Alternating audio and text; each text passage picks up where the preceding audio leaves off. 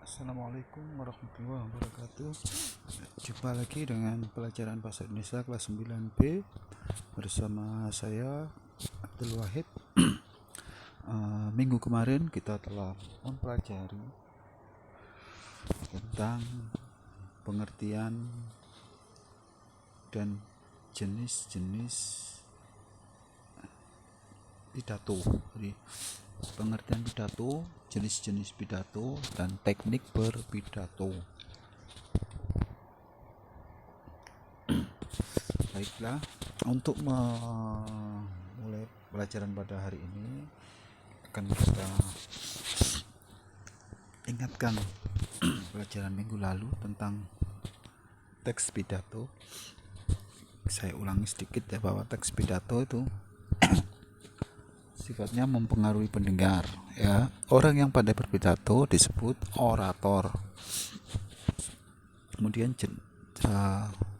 teknik berpidato ada 4, ada metode impromptu, metode serta-merta, metode teks, dan metode menghafal. Nah, sekarang kita akan membahas tentang struktur teks pidato persuasif. Kalau kita mendengar kata struktur, maka yang seperti pada pelajaran yang pertama dulu, yakni teks laporan percobaan, yang dimaksud dengan struktur adalah bagian-bagian. Kalau ada pertanyaan tentang struktur teks laporan hasil percobaan, maka yang ditanyakan, yang dimaksud adalah bagian-bagian dari teks laporan hasil percobaan. Nah, karena ini yang kita bahas adalah teks pidato persuasif, maka struktur teks pidato persuasif berarti bagian-bagian teks pidato persuasif. Jadi teks pidato itu punya bagian-bagian. Bagian-bagian itulah yang disebut struktur. Ada berapa bagian-bagian dalam teks pidato? Nah, ini struktur teks pidato persuasif. Ya, saya zoom dulu. Ada 3.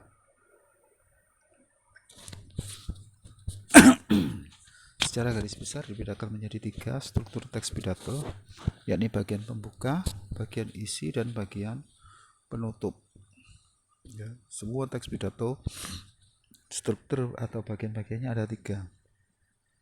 Nah, sekarang akan kita bahas satu persatu. Bagian pembuka, ini yang paling banyak kita bahas nanti. Kenapa? Karena di bagian pembuka ini ada istilahnya rinciannya banyak. Jadi dalam pembukaan teks pidato itu ada yang namanya salam pembuka, ya. Ada sapaan, ada ucapan syukur, ada ucapan terima kasih, ada tujuan pidato.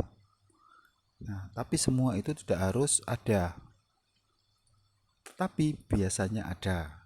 Paham ya? Jadi salam pembuka, sapaan, ucapan syukur, ucapan terima kasih, dan tujuan pidato ya tidak harus ada, tetapi biasanya ada atau lengkap gitu. Jadi semuanya ini ada, tetapi tidak harus ada. Paham ya? Jadi ada salam pembuka, ada sapaan, ada ucapan syukur, ada ucapan terima kasih, dan tujuan. Nah, ini kadang-kadang tujuan tidak disampaikan di bagian pembuka. Tidak apa-apa. Jadi tidak harus ada. Tapi biasanya lengkap semuanya. Jadi terserah kalian kalau nanti membuat teks pidato. Yang pasti salam pembuka ini ada. Orang berpidato biasanya mesti mengucapkan salam terlebih dahulu. Nah, salam pembuka ini seperti kalau kita beragama Islam, maka yang dimaksud dengan salam pembuka itu adalah Assalamualaikum warahmatullahi wabarakatuh. Itu kalau halayak atau pendengarnya itu beragama Islam. Contoh misalkan kita berkhutbah ya. Ketika kita khutbah di masjid, otomatis salam pembukanya adalah Assalamualaikum warahmatullahi wabarakatuh. Atau ceramah dalam acara walimah, maka salam pembukanya adalah Assalamualaikum warahmatullahi wabarakatuh. Atau kepala sekolah SMP Yapita berpidato di di depan murid-murid, maka yang diucapkan adalah salam pembukanya adalah Assalamualaikum warahmatullahi wabarakatuh. Kenapa? Karena para pendengarnya beragama Islam semua. Bagaimana kalau pendengarnya campuran? Nah, biasanya salam pembukanya ada diawali Assalamualaikum dulu, atau terus ditambahi selamat pagi, selamat siang, selamat sore, atau selamat malam. Atau biasanya ada yang spesifik, semua salam dalam berbagai agama disebutkan. Jadi setelah Assalamualaikum, terus salamnya orang Kristen, salamnya orang Hindu, itu kan ada sendiri. Cuman saya tidak hafal.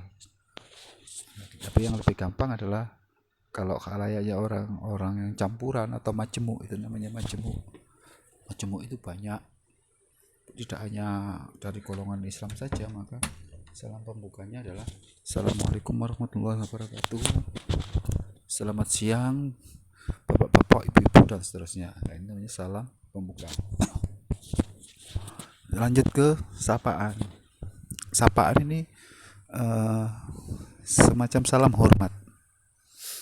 Salam hormat. Jadi setelah salam kan biasanya yang terhormat, misalkan saya berpidato di acara sekolah,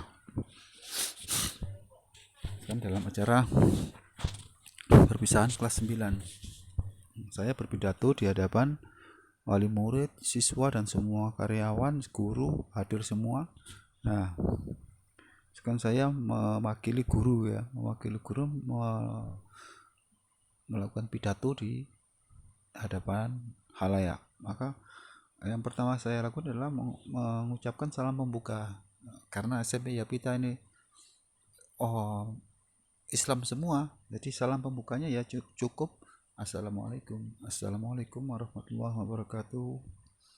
Nah, sapaan atau salam hormat ini harus kita awali dari yang status sosialnya paling tinggi di dalam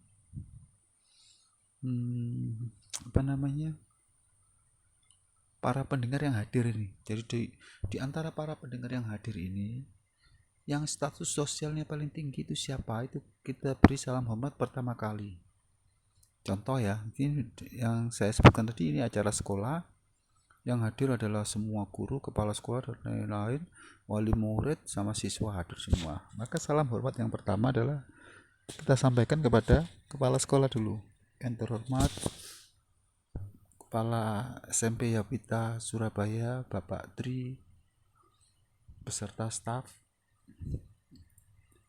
Setelah kepala sekolah terus guru. Ya, status sosialnya turun ke guru. Bapak Ibu guru dan karyawan yang kami hormati. Setelah itu wali murid, Bapak Ibu wali murid kelas 9 yang berbahagia.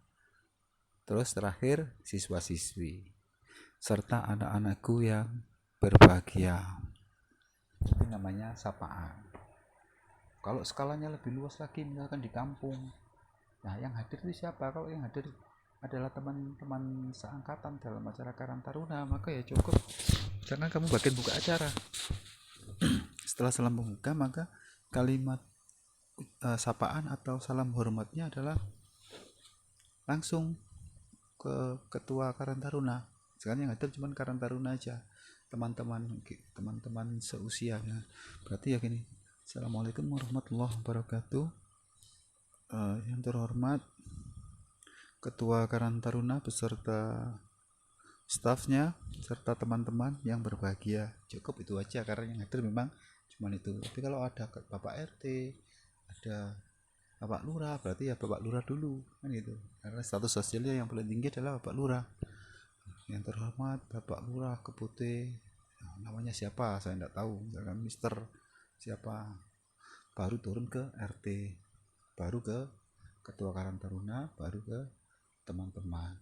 Paham ya? Jadi harus diawali dari status sosialnya yang paling tinggi, terus berurutan turun ke bawah.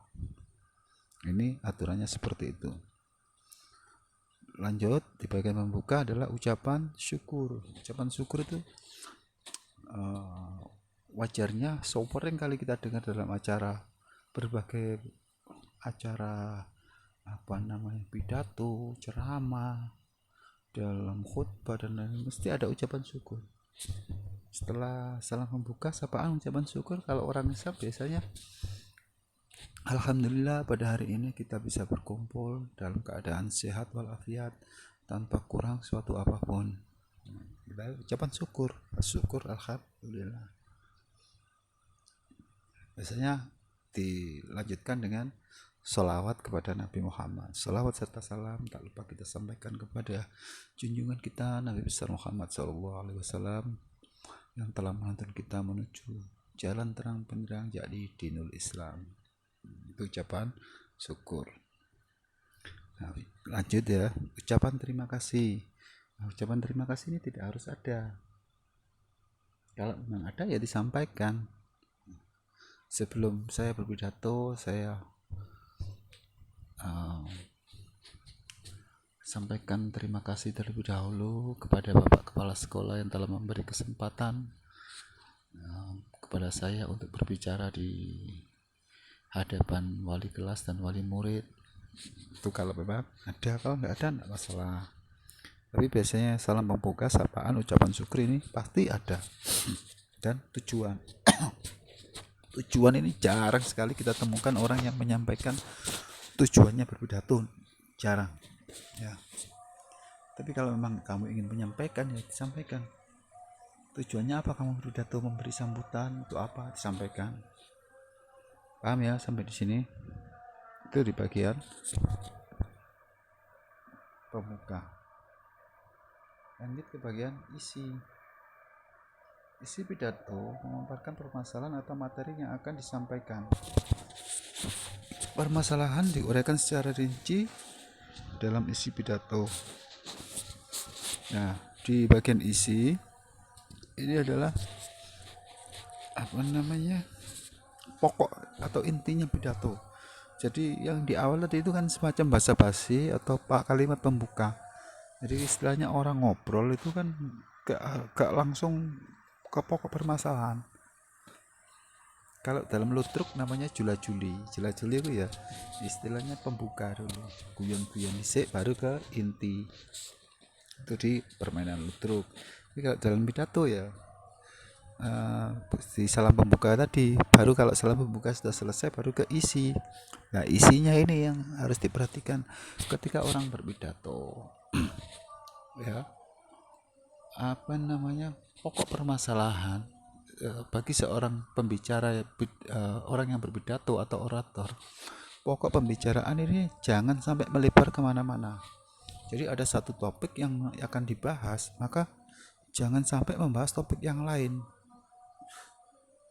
Paham ya? Jadi satu topik itu harus kita bahas secara mendalam ya, dan cukup itu saja. Jangan sampai nanti satu topik melebar kemana-mana. Misalkan seperti saya ini ya, lagi membahas tentang pidato, nanti penjelasannya panjang lebar, bahas ya karuan. Nah, ini yang tidak boleh. Kenapa? Orang yang mendengarkan akan bosan, terus tidak fokus. Ya, yang baik yang bagaimana ya, harus fokus terhadap isi pidato. Temamu apa? Apa yang ingin kamu sampaikan kepada khalayak? Apa yang ingin kamu sampaikan pada pendengar? Ya, cukup itu saja. Nanti didukung dengan data-data tambahan. Data-data tambahan itu ya kalimat pendukung terhadap tema yang kamu sampaikan. Itu isi pidato yang bagus. Pembicaraan ya tidak melebar kemana-mana. Terakhir, struktur teks pidato adalah penutup. Penutup merupakan bagian akhir pidato. Penutup terdiri atas kesimpulan, ucapan terima kasih, permohonan maaf, dan salam penutup. Nah, sama seperti bagian pembuka tadi, ini semua tidak harus lengkap, tapi biasanya ada. Ya, permohonan maaf biasanya ada kan. Demikian isi pidato saya, kurang dan lebihnya saya mohon maaf. Nah, biasanya kan gitu. Biasa, tapi sebelum itu biasanya ditutup dengan kesimpulan dulu. Ada, kalau orang khotbah kan biasanya ada kesimpulannya. Ucapan terima kasih tidak harus ada, tapi biasanya juga ada. Sebelumnya saya ucapkan terima kasih, ada kurang dan lebihnya saya mohon maaf. Nah, itu kan sudah jadi satu ucapan terima kasih dan mohon maaf. Terus salam penutup, assalamualaikum warahmatullahi wabarakatuh. Paham ya? Jadi untuk hari ini kita bahas struktur teks pidato saja dulu. Nah, untuk pertemuan selanjutnya akan kita bahas tentang unsur kebahasaan. Untuk struktur teks pidato, kalau emang masih kurang paham, silahkan kalian pelajari buku LKS yang sudah dibagikan. Demikian pelajaran pada hari ini. Kurang dan lebihnya saya mohon maaf. Assalamualaikum warahmatullahi wabarakatuh.